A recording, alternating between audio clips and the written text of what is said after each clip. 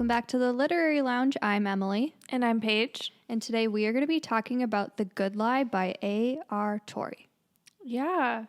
Today we have our themed drinks, the Bloody Heart Killer, and Cheers. They are Bloody Marys. They're homemade Bloody Mary mix with a jalapeno tequila. So if you want the recipe and how to make this, go check out our Instagram. Oh yeah, that's good. Is that the first time you tried it? Yeah. It's real. That I wanted everybody to have like the real reaction. Yeah, the jalapeno tequila, it like adds so much to it. But it's not like super spicy. Like it's the right amount of spice. I was nervous, not going to lie, because I don't do spicy in any way, shape, or form. Like I only like can handle ketchup. Really? Yeah. I didn't know that about you. I know, I get like really bad acid reflux. Friends for like 10, 12 years and I didn't know that. Now you do. Now I do. Learn something new every day. But yeah, it's good. It's not that spicy. Yeah. Yeah, it's really good. So over on our Instagram. Yep. Check it out if you're looking for the recipe. I'm really excited to talk about this book because I loved this book. Yeah, I liked it too.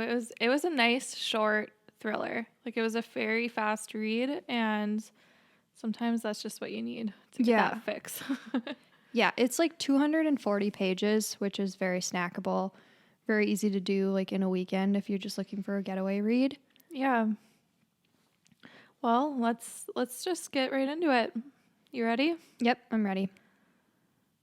Okay, so the thing about this story is there's like almost two separate stories happening in tandem, but then they kind of come to a head at the end. It's a little tough to go chronologically through this book, but we're just going to do the best we can. But the first thing that happens...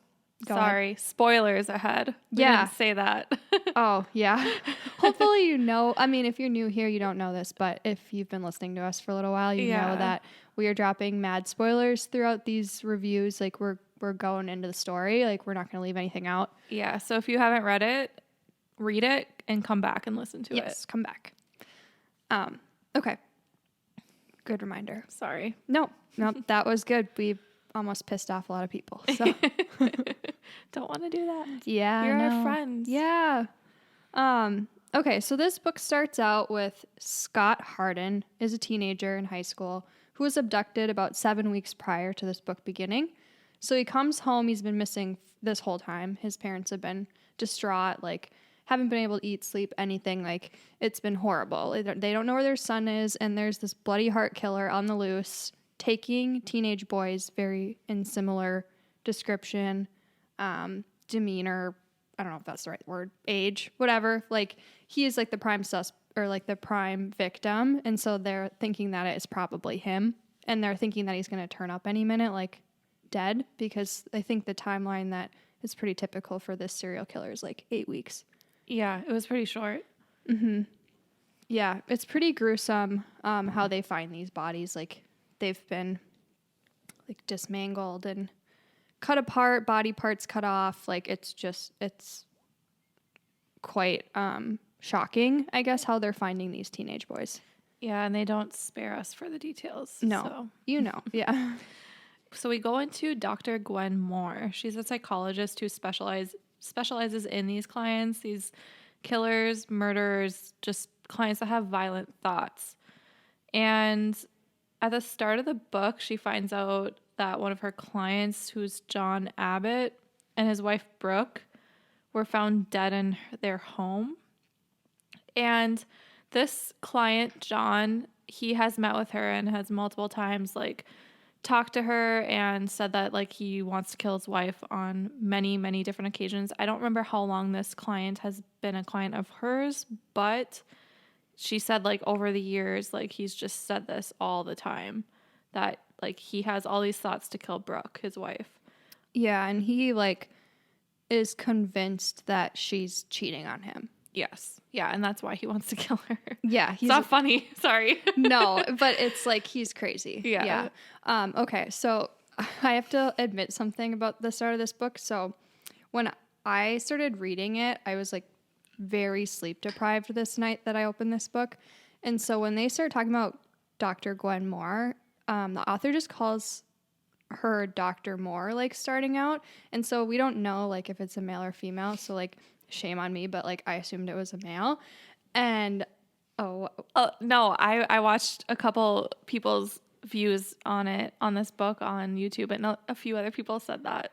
okay. So you're not alone. So I feel really bad about that because I'm a female that works in a male-dominated industry. Like, shame on me. But in my defense, like, it starts out where she's, like, chugging milk in the morning. And I just, like, I'm sorry if you're, like, a young woman that, like, chugs milk. Like, I'm happy for you. Like, I could not do that. My stomach would not be happy with me. But, like, I just picture, like, a 50-year-old man, like, chugging milk. I don't know why. But I'm just, like, picturing this guy, like, in his boxers, like, chugging milk. I picture, like, a buff, like, bodybuilder chugging milk. You're nicer than not I a am. 50-year-old man. But anyway, so it doesn't even get any better. So then I am, like, reading this, and Dr. Moore, like, goes to the gym, like, in between clients or, like, before work, and goes into, like, the ladies', like, locker room. And in my head, I'm like, oh, that's kind of weird. Like, what's he doing in there?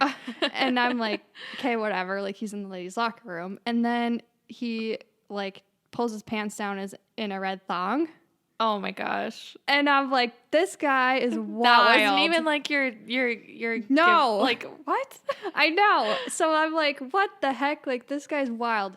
And so then I don't figure it out until, like, Dr. Moore meets with the police officer that day, and the police officer is like, oh, you're an attractive woman. Like, did you feel uncomfortable with your clients or something? Like, something along those lines where he straight up is like, you're a woman. And I'm like, oh. It all makes sense now. I know. That's how it's, like, sleep clear. deprived I was. Like, I was just thinking, like, he was, like, this creepy middle-aged man, like, walking around in thongs. Wow. No judgment, though. If that's you, you do you. Yeah. Yeah, I was just like, whatever. Yeah, anyway, I had to share that because, like, I just appalled at myself. But back to the story. What's next? So they were found. So John and Brooke Abbott were found dead in his house, and Dr. Gwen Moore kind of suspects that Brooke had a heart attack, and as a result, John killed himself over the pain. Which I had an issue with this because this guy has been saying how much he's wanted to kill his wife. Like, she's actually dead now, and he's not, like, throwing a party. did something. Yeah. So anyway, Gwen attends the funeral, and she goes to this bar to drink her pain away. She kind of feels a little guilt because she has never, like, reported John's conversations with her. His conversations to the police, which is definitely, like, a mandatory reporting thing. So she should have reported it, but she never did because I know she claims that if she did, she'd literally be contacting the police every single week to do, like, a check on him. And anyway, that's just thoughts of killing someone isn't enough to detain someone. Right. So nothing really could have been done in that way. But anyway, she's at the bar, and another guy is in the bar and introduces himself, and he is Robert Cavan. And they end up having a one-night stand at her house. But this guy also attended the funeral. They were attending the same funeral. So he wakes up the next morning at her house, and she finds Robert in her office. And in her office is all of John's paperwork, of course. And he's flipping through it, and she finds him and kicks him out and is pissed that he had the nerve to go through her stuff as a one-night stand. Yeah, and he's kind of, like, mad too because she had told him that she knew the wife. Yeah, but like, really she knew him. But he was her patient. So, like, she obviously lied. But she has to lie. It's HIPAA. Yeah, Like, and he's digging through her stuff, so they're mad at each other. So many HIPAA violations. Yeah, right. So, long story short, like, they're pissed at each other. He leaves. So what were your thoughts about Robert at this time of the story? Did you think he had anything to do with it? I thought he was a little weird. And he was at the funeral too. I think he said that John was his pharmacist and that's why he was there. Mm-hmm. But I know you mentioned before in like a side conversation that like killers tend to like go to the funeral of their victims, and Yeah. that's so true. So I mean, I kind of had a little bit of a suspicion towards him being the killer. But yeah, I thought he was fine for the most part, just maybe that little suspicion of that. What about you? Yeah, I thought he was like a little sus. I didn't think he was the killer though, and like you said, we did have that conversation after reading this book that we're like, oh, the killer usually like attends the funeral, like they're a lot closer than you would think. But for some reason, I didn't think that in this instance. Like, I didn't think he was the killer, but I definitely felt like he was hiding something. Yeah. So we'll jump back to Scott. He accuses his high school teacher, Randall Thompson, of being the Bloody Heart Killer, but he's a little like suspicious about everything, and his mother is kind of suspecting that he's like hiding something.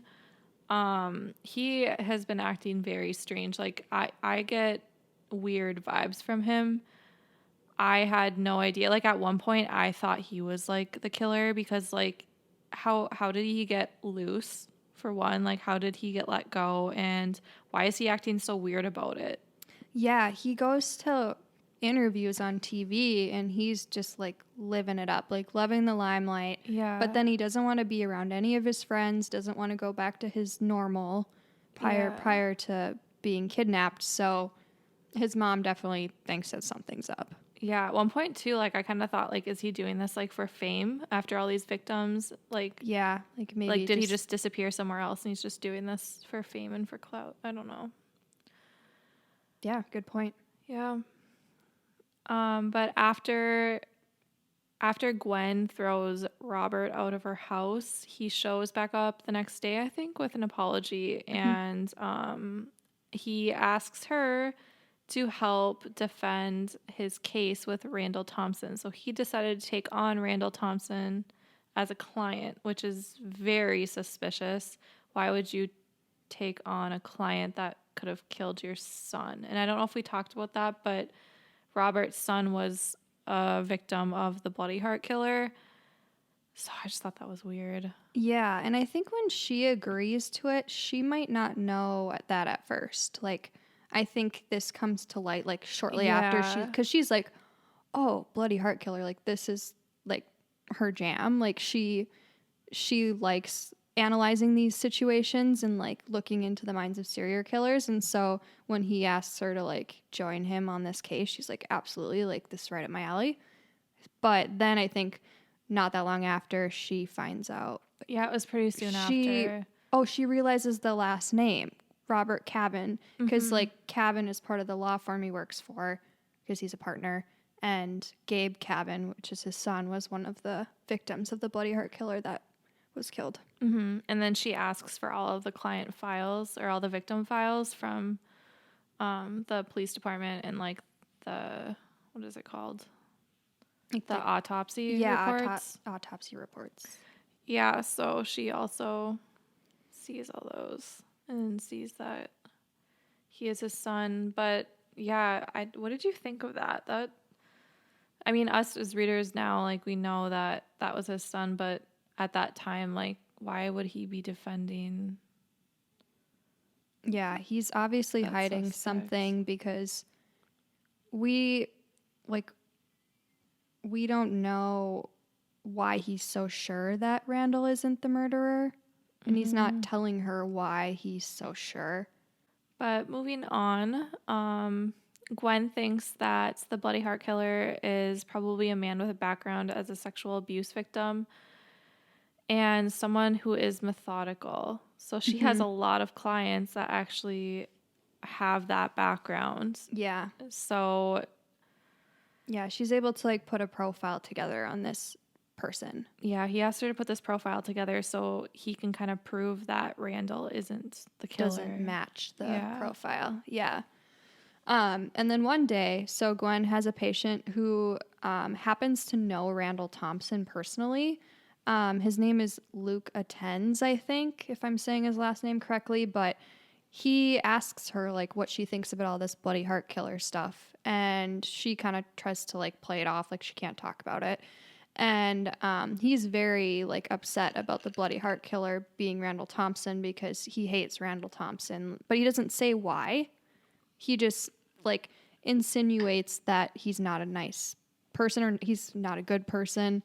And then he kind of puts her like in a scary situation where she feels like her safety is being threatened.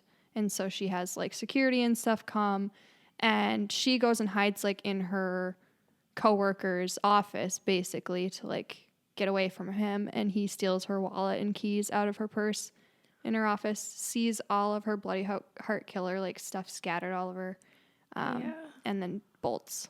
Yeah, so she's like concerned for her safety at this point, especially going home because he has her keys and her ID has her address on it. So she gets the cops to search her house and make sure he's not there. And then Robert shows up too and kind of stays with her that night. But one thing, I mean, this is jumping ahead a little bit, but if you're listening to this, you've read the book, I'm assuming. But like nothing ever comes up about that stupid wallet and keys. Yeah. That pissed me off. I know. Later on, she's for like, something to happen. Yeah, she's like, "Do you have my wallet and keys?" And he's like, "No." Or like he just kind of like brushes it off. She like, never gets them back. Like, why make that such a big deal and then not do anything with it? Yeah, what was the point of taking those? Yeah. I mean, maybe to like get us like nervous that he's going to do something, but like do something then. Like yeah, that's a good point. Yeah, I was annoyed at that because I was like waiting through the whole book. I'm like, where is this wallet and keys? Where are they? Like, come out. Yeah, that's a loose end in this book. We never find out the point of that. Yeah. Maybe he's just being a dick. Probably. Mm-hmm. Finally, like later on in the book, we jump back to Scott again, and he's just acting weird. He's not able to keep his story straight, and he finally has admitted that he lied to the police about escaping the bloody heart killer. And he confesses that he was actually let go, which is a huge turning point in the story. Yeah, this kind of changes things for Gwen and her profile that she put together, because now it's showing somebody who is a little bit more remorseful, that maybe is like hurting these kids and then feeling bad about it. And she has like a run-in with a lady at the grocery store that kind of like triggers something in her mind. How she noticed like in the pictures of these victims that they have like salve on their wounds. Yeah, almost like the person is like hurting them and then is like regretful and is trying to like keep them from getting infections. It's just kind of odd. It's not who she thought originally. So right at this point in the story is when I finally like it kind of clicked for me, and that's when I guessed who the bloody heart killer really was. And I ended up being right about it, but like because he's a pharmacist and he's like he's getting access to like medications and everything. Like he's treating them. Well, I think we end up finding out that Brooke was, but still he has like the access to all this too. But the pharmacy and like the healthcare background is like where I was like tying the knots. Oh, that's interesting. I didn't put that together at all. I kind of like forgot the detail that he was a pharmacist. Like for some reason that was kind of like a moot point. Like I was like, oh, he's a pharmacist. Okay. Like it didn't think that it would mean anything later on. So, that's pretty interesting. But then so she decides that this person, and she's not sure on it, but she has like a hunch that they have like a dissociated identity disorder or like schizophrenia or something like that. Mm-hmm. So yeah, after she finds out that they're like treating the victims, and a real estate agent is showing this house, and the buyers are kind of like walking through the house, and they discover the torture room, which is like in the attic of the house that they were touring. And guess whose home it was? Yeah. It was John and Brooke Abbott's house. So they were the bloody heart killers. Yeah. And then you think too back like earlier in the book how Scott, like his mom was tracking his locations and how he was like going to this house that was for sale. Yeah. And he was telling her how he was like just all bummed out these days because the girl that he was seeing like before he was kidnapped like moved away or whatever, and he was like talking about Brooke. I think there's a plot hole in this, like, because they were found dead a while back. Like, how did he not see that on the news and like pictures of them? Because he was home at that point. He was home the night that they died. So like when it would have been on the news, like the local news, like how did he not see or hear anything about that? That's and like a good see her point. picture. Yeah, I thought that was a little weird. Gwen finally like realizes the ties between the Bloody Heart Killer and the Abbotts, and John was the one that tortured, and Brooke is the comforting presence. And we also find out, so she's like looking through her notes and she's finding like all the holes that she had, and that she's finally like putting the pieces together, or she's finding all the missing puzzle pieces and putting them together.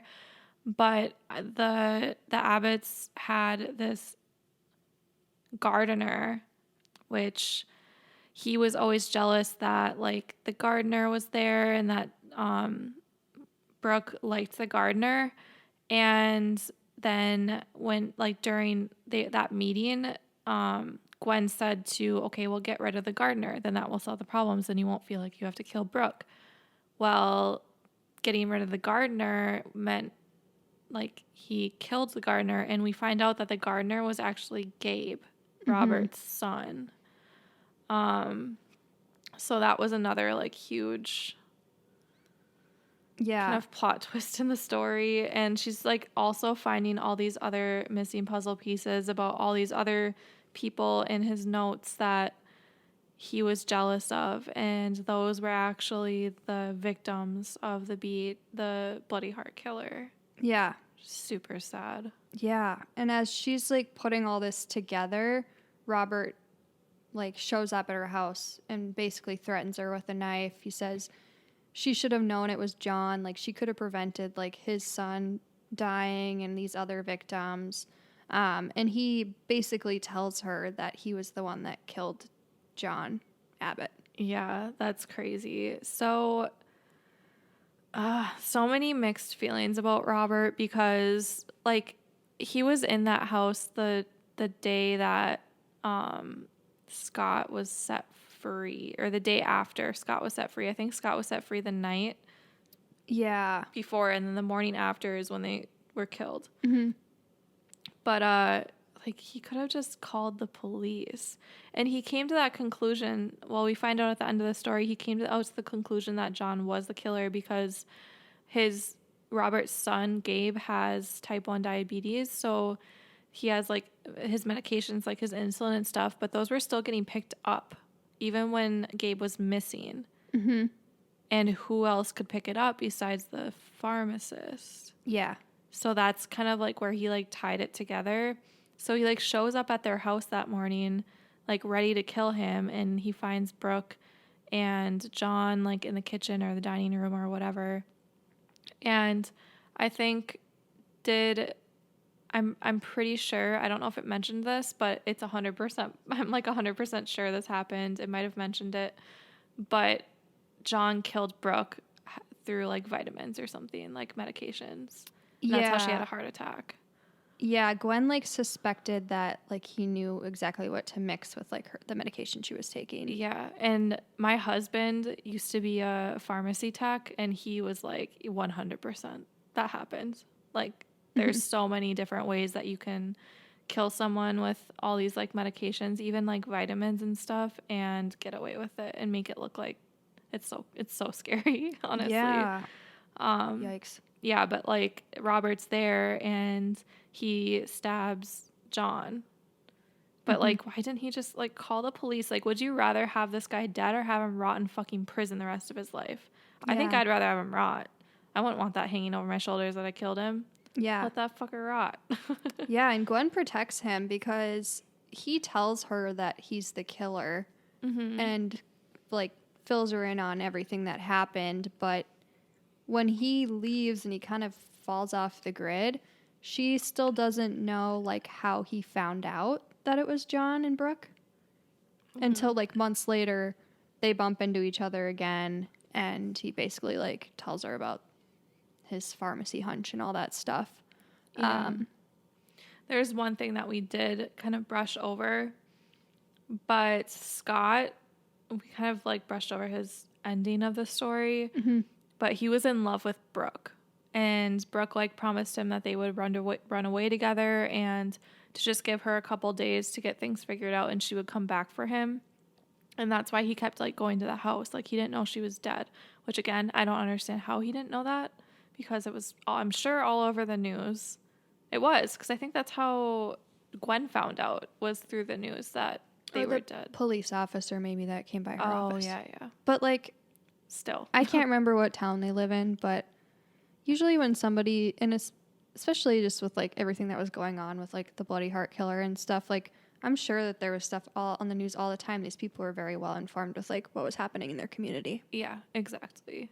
But interesting. So, yeah, but yeah, he was in love with her, and that's kind of why he held off from like telling the truth. Yeah. Yeah, so all the pieces fell together, and that's the end of the story. Yeah. So in the beginning of the book, Dr. Gwen Moore says, "Obsession, as I frequently told my clients, never affected outside situations. They only made your internal struggle and resulting personal actions worse. Who in this book has an obsession, and how is it clouding their judgment?" So a lot of people in this book actually had an obsession, especially a lot of her clients. Obviously, John had an obsession with his wife and killing her and making sure that she was his and only his. And Robert has a big obsession with kind of avenging his son. Yeah. Gabe. So yeah, there's a lot. There was one thing I actually did want to add that has nothing to do with this right now is reading that book. I definitely thought that Gwen was going to get arrested and go to prison because she withheld so much of that information when she's supposed to be a mandatory reporter.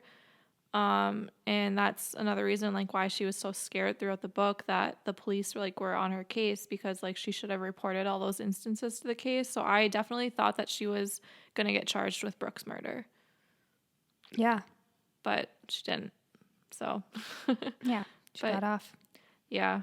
I think those were the two that I thought had the biggest obsessions. What about you? Yeah. For sure, her clients. And Scott too. Scott Brooke. was obsessed with her. Like I think he was calling her phone a lot. He was driving over to the house. Like that's all he could think about basically since he got home was like, when are Brooke and I gonna run off together?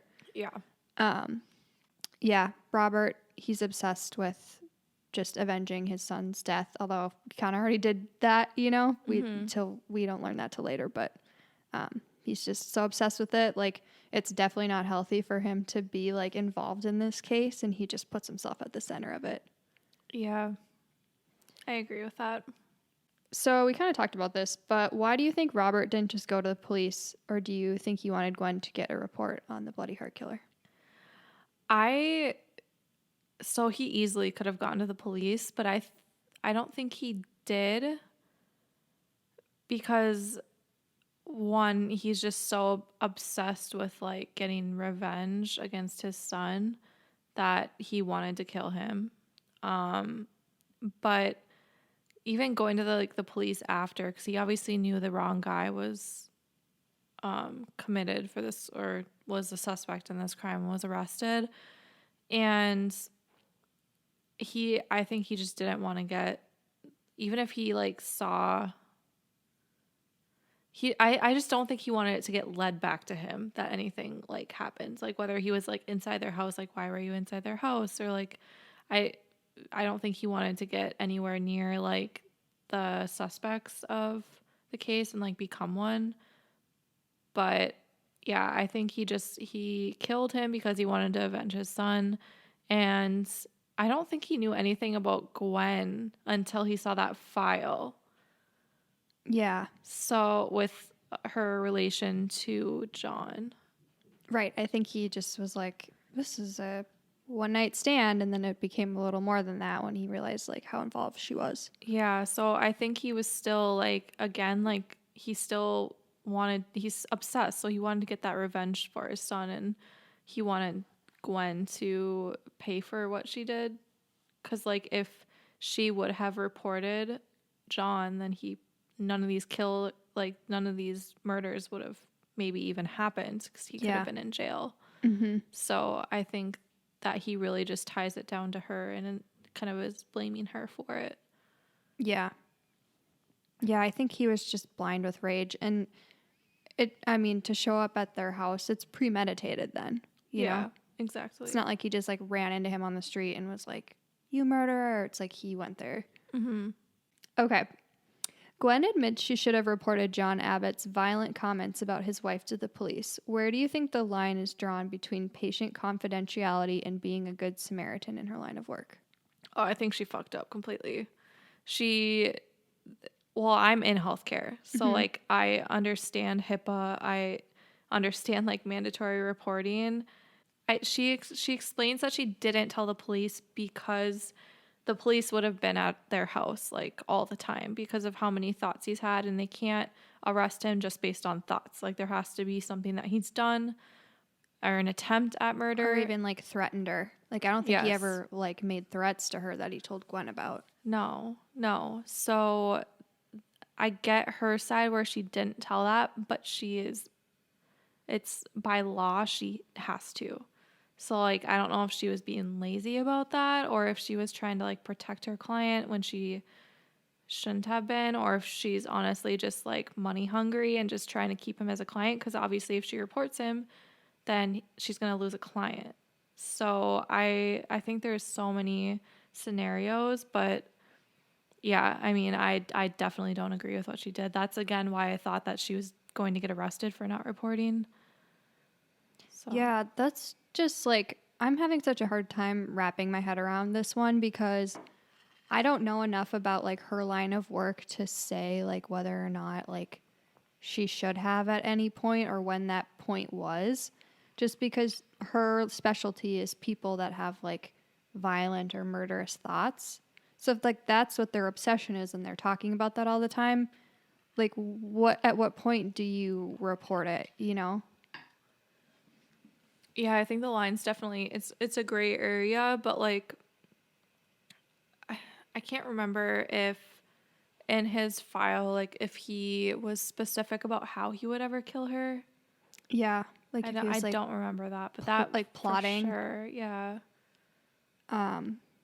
Yeah, there's like she was like reading back on her notes with him, and at one point he told her that he wanted to know what it would be like to cut his wife's stomach open. Exactly. See, and that like, you report that shit. Like, yeah. No, I just don't think she did it because one, she doesn't want to lose a client, and two, laziness. I don't know. I really don't understand that. That would scare the shit out of me if I was told that. Yeah, I would be fearful for his wife every day. Yeah.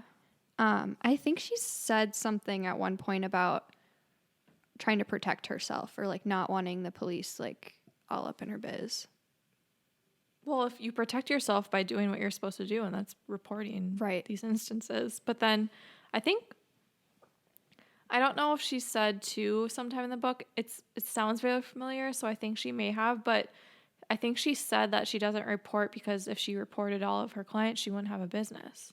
Yeah. And I think I remember her saying that sometime. Yeah. So where's the line? Like, you know, it's just a weird. I think she's just being sketchy. I don't think she should practice, honestly. Or at least go into a different type of practice, because there's so many like fine lines here. Yeah. Making my head spin. Who did you think initially was the Bloody Heart killer? And then did your suspicions change throughout the book? So like the first half of the book, like up before they said that, halfway through the book, something about a pharmacy. It was like halfway through. So the first half, I thought it was Robert, but then he said his kid was a victim. So then I was like, maybe it's not him. But then he's also so obsessed with this killer that like maybe his son died a different way and he is the killer and he's just trying to like use that as a cover up. I don't know. But then I kind of like moved past that. He's still sketchy to me, but I kind of moved past that and I was like, what the fuck is Scott doing? He's like, is he the killer? Like he's acting so suspicious. Like, is he going off and like doing all these things? And is that why he had the shit planted in his teacher's house? Like, why is he doing all this? So for a while I thought it was him.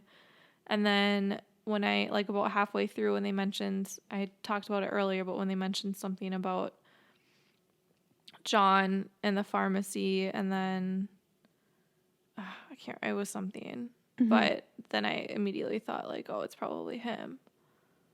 So, yeah. What about you?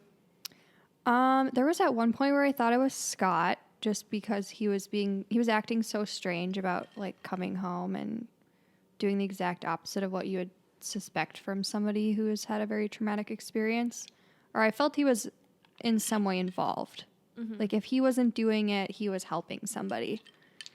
At one point, I even wondered if it was Gwen. I know that's like way out there, but I recently read a book. I won't say the name or spoil it, but this really bothers me when authors do this. I think it's kind of lazy writing, but this book I read, the killer was like the narrator.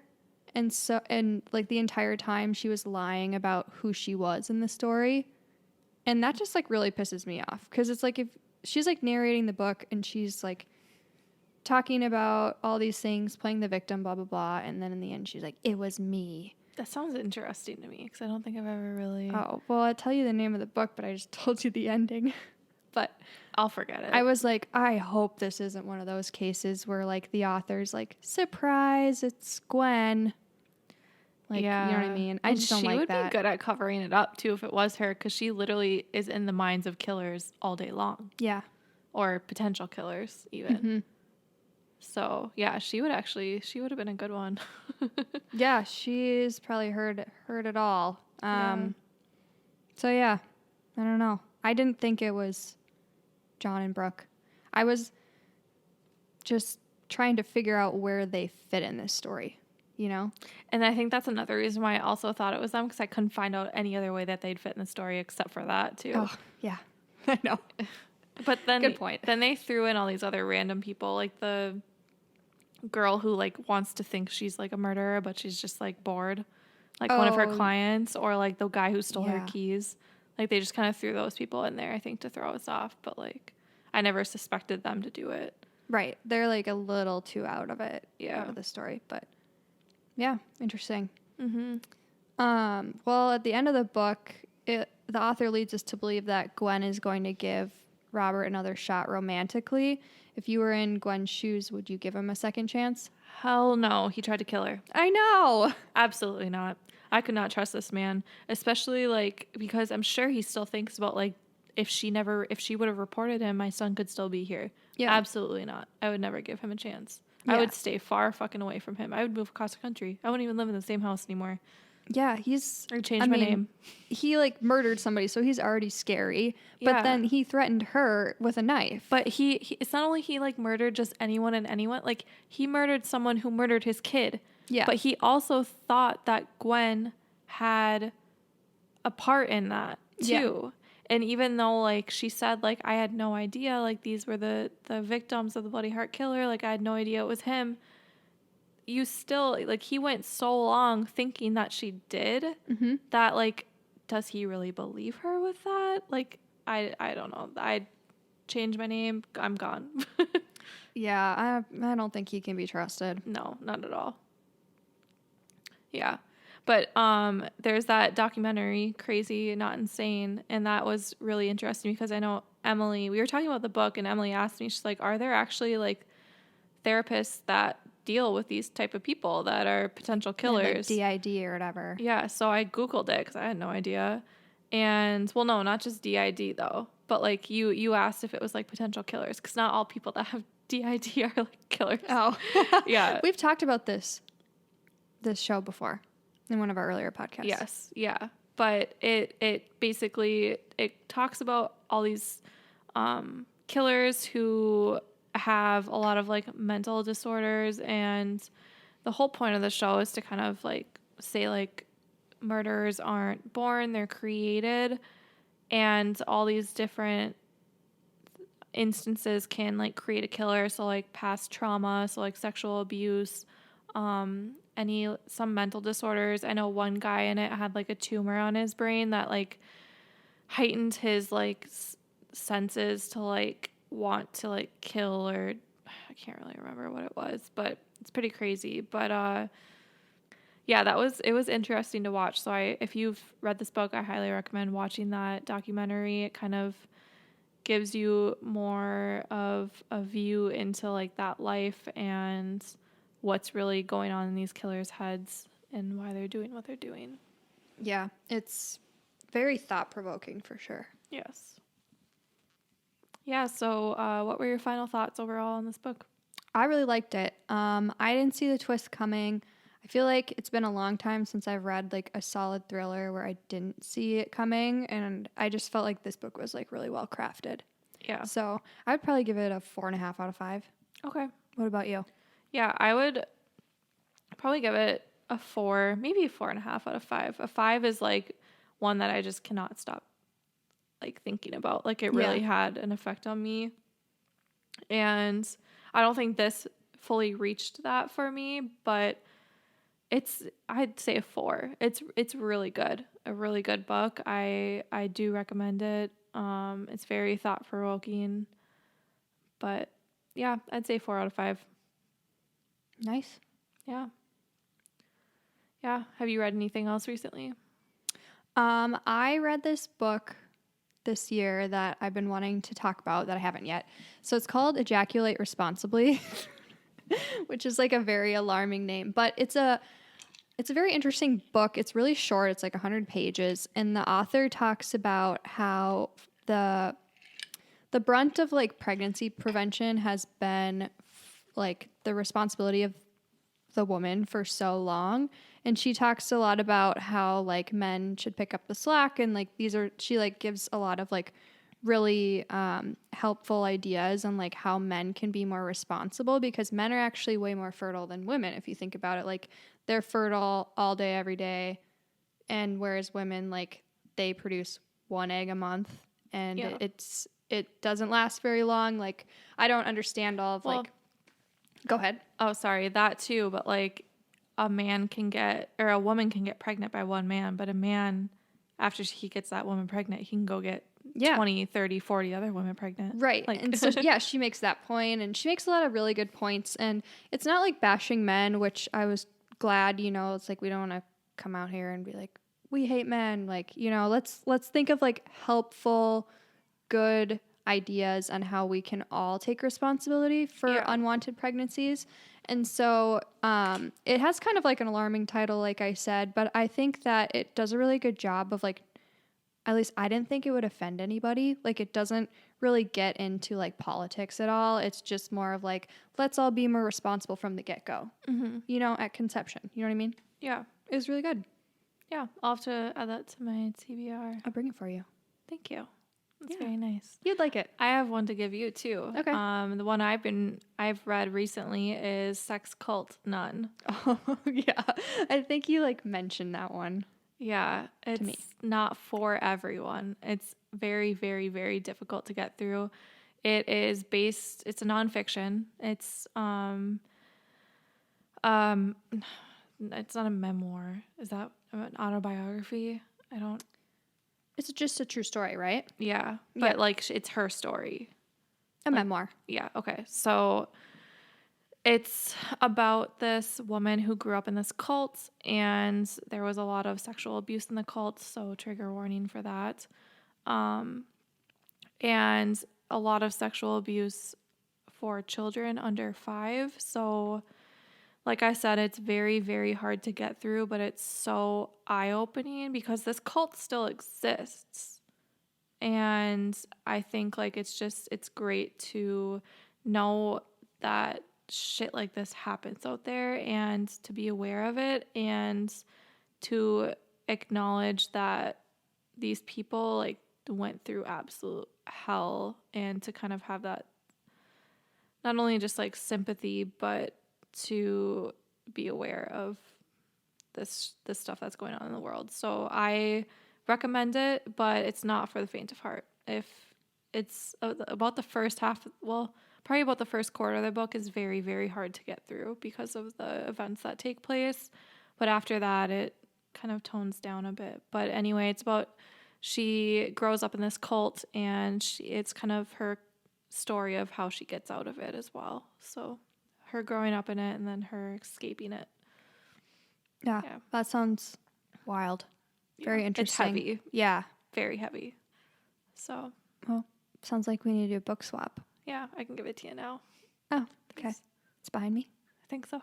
Did you see it? No, I'm just guessing. Yeah, well, I think that is a wrap for this episode of the Literary Lounge. And again, I'm your host, Paige. I'm Emily. And we hope you enjoyed today's discussion. We hope you come back next week, next Wednesday, and we'll be diving into a book that we will post on our Instagram. So go find that on our Instagram. It'll be up today, and get started reading that book so we can talk about it next Wednesday.